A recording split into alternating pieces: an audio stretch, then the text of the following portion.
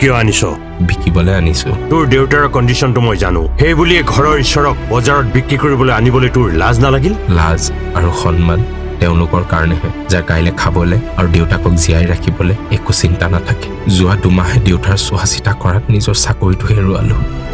মায়েও একো কৰিব নোৱাৰে ঘৰৰ সকলো বিকি এতিয়া এওঁক বিক্ৰী কৰাৰ বাহিৰে একো উপায় নাই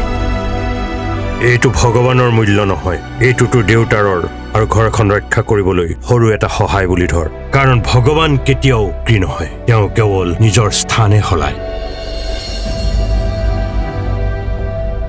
মই আপোনাক আশীৰ্বাদ বুলি ভাবি নিজৰ ঘৰত ৰাখিছিলোঁ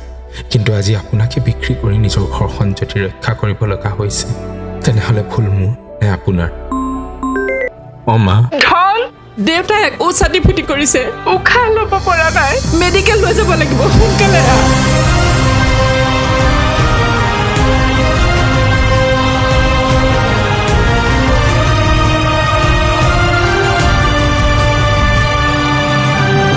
জলদি চাই ধৰ মোৰ দেৰি হৈছে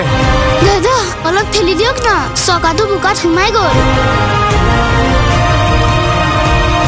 চাইড কৰি দে মই বাইকখন উলিয়াই যাওঁ দাদা শুনকচোন আৰু অলপ আগলৈকে ঠেলি দিয়ক আৰে মোৰ দেৰি হৈছে মই নোৱাৰো দাদা অলপ আগলৈ চাইকেল চাইড কৰ চিন্তা নকৰিব আপোনাৰ দেউতাৰ একো নহয়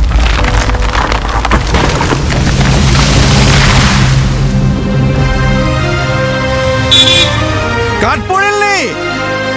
আগলে নাযাবি বানপানীয়ে তিনিআলি পুলটো ভাঙি লৈ গ'ল আৰু লগত 2খন গাড়ীও গ'ল আৰু 2 মিনিটমান আগত যোৱা হ'লে লগত তয়ো গলি হয় ভাল বাচিছ